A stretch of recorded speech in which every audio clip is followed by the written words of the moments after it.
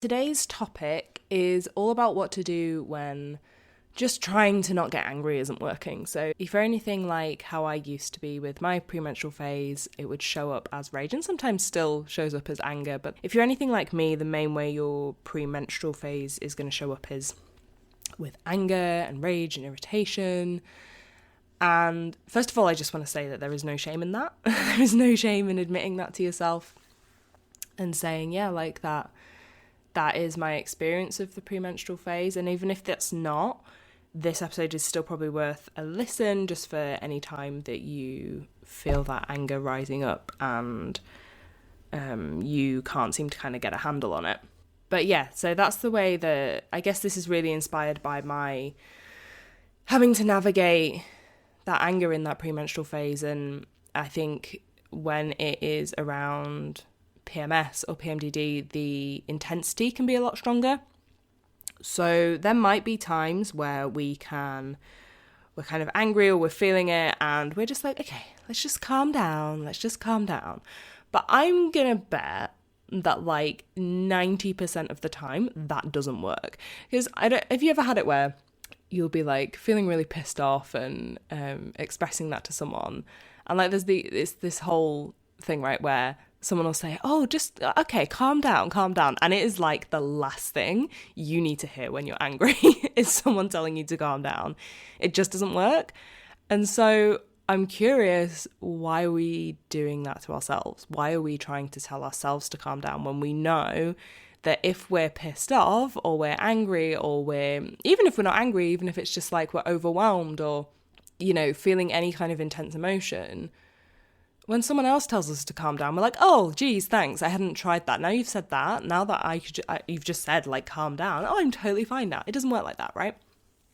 And the reason it doesn't work like that is because any emotion, but anger in this context, is a part of you that is really wanting attention.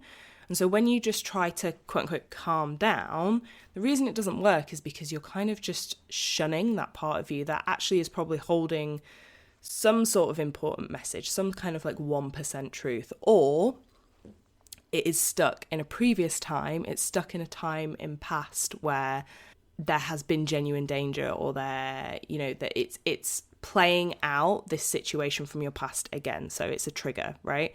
And that is still important information because that points you to something that needs to be healed, some sort of thing that a part of you is carrying, or a time that it is stuck in that needs to be addressed and taken. That part needs to be brought into, needs to be updated and brought into the future. So no matter what the case is, so whether it's like there is a 1% truth or it's just a pure trigger and it is like not founded in the current situation, but your current situation is reminding a part of you of a past situation, past trauma, it's still so important to listen to it. So that's why telling yourself to calm down, or just trying to calm down and take some deep breaths and just chill out, doesn't work. It doesn't work. And I'm not saying that trying to regulate yourself in those moments isn't important. It totally is. Of course it is. Taking deep breaths and trying to calm your nervous system is important. And I'm going to do another episode on this. But the point of regulating yourself isn't to just not feel angry or not feel the emotion that you're feeling. It's to have enough self-energy and enough capacity within yourself to sit with the feeling, with the discomfort, right? But that's a conversation for another time. So if you have been trying to deal with your premenstrual anger or rage or whatever feeling you're feeling, this applies to sadness as well, or depression or overwhelm. Like if you're feeling a feeling that you're uncomfortable with, particularly in the premenstrual phase, because I think they become a lot louder and these messages are a lot more persistent, and telling yourself to just not feel that way is not working, I am going to give you two different kind of strategies, but also kind of just mindset shifts to hopefully help you get a little bit more spaciousness around it so that you can be with the feeling and understand the wisdom that's coming from that. And in doing that and giving this feeling a voice, giving the part that feels angry, sad, depressed, whatever it is, giving it a voice, you'll notice that it starts to ease. I mean, I don't know if you've ever tried just like, it's the same with like positive affirmations. They're great if they're paired with the deeper work, but it doesn't work, right? It doesn't work on its own just trying to be positive. It's toxic positivity. So it's really important to give these feelings and the needs beneath the feelings a voice. So the first one is, I want you to begin to try and notice before you get to the end of your tether. There's a Michael McIntyre sketch that he talks about. It's like, how come we only ever get told when you're at the end of your tether? Like, we never get told, hey honey, like, I'm about halfway through my tether, just to let you know. And it's so true. We tend to generally be quite unaware of our emotional state until it is very extreme, until we are at the end of our tether, right?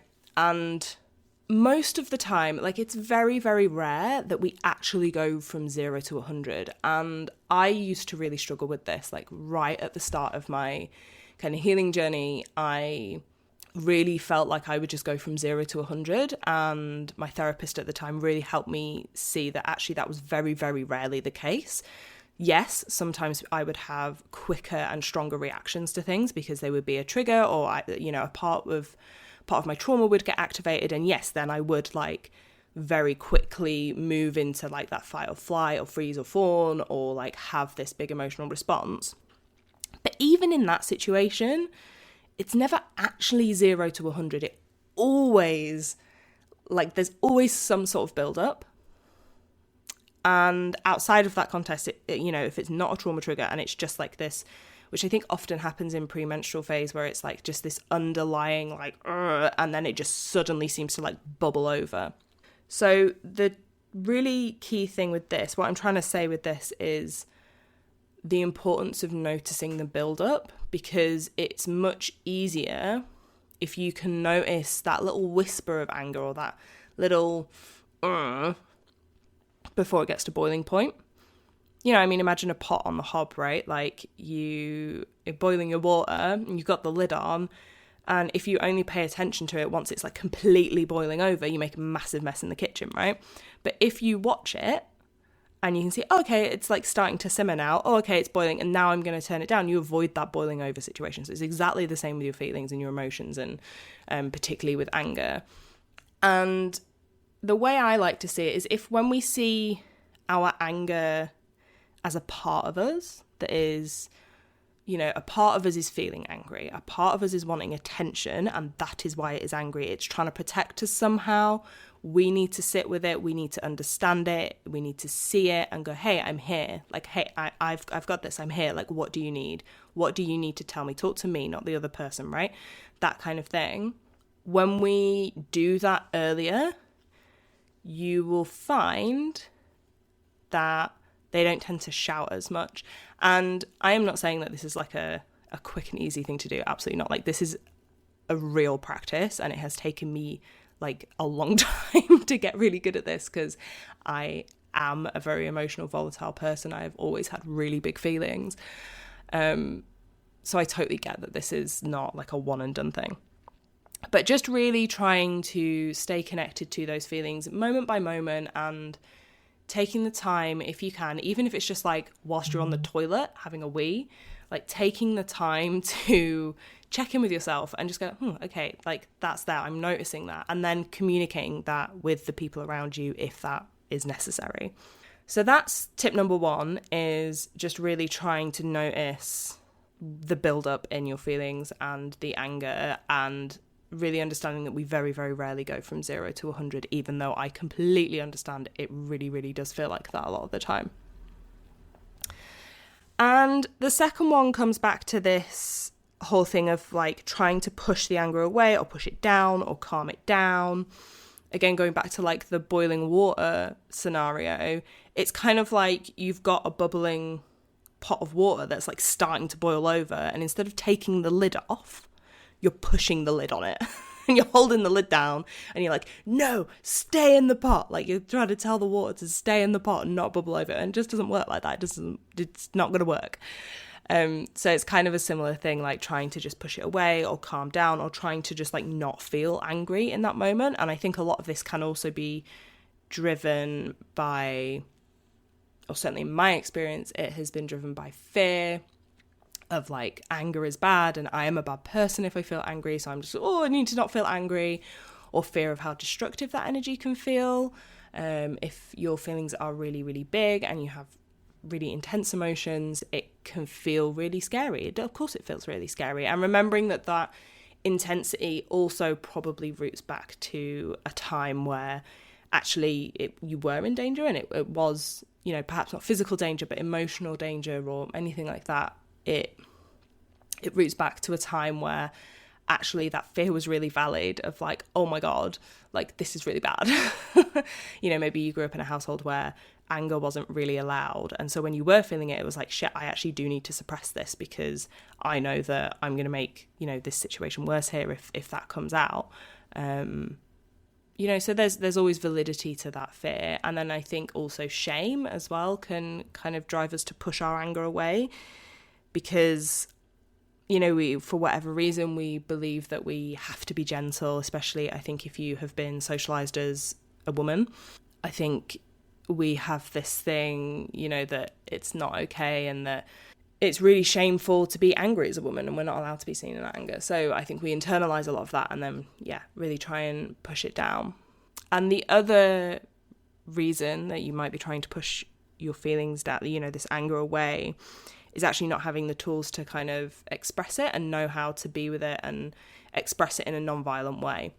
And I think that is a really, really important element, is cultivating the tools to be able to express anger in healthy ways, like through dance, embodiment, art, writing, journaling, even just like pushing against the wall, exercise, just these ways that, burning some paper, ripping some paper up and burning it, all of these kind of non-violent ways, because there's a lot of evidence, as I've said in previous podcasts, that expressing anger in violent ways, like catharting it in a violent way, can actually exacerbate it. So finding healthy ways to express it. And I think when we don't have those, the anger can feel really, really overwhelming. So I totally get that. So maybe just taking a moment to kind of reflect on the why you might tend to kind of push your anger down, or like not want to feel angry, or, maybe you see anger as a bad emotion. Just kind of maybe taking a second just to think about like what is actually going on in that moment.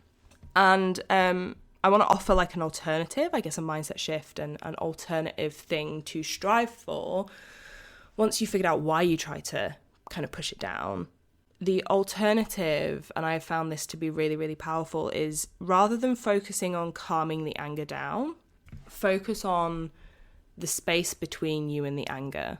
So I don't know if you've ever had it where maybe you've kind of like, you've got really wound up and you're kind of losing your shit, and you're just like, you're almost like watching yourself do it, and you're like, why am I doing this? There's like this little whisper in your mind of like, shit, why am I doing this? Why am I doing this?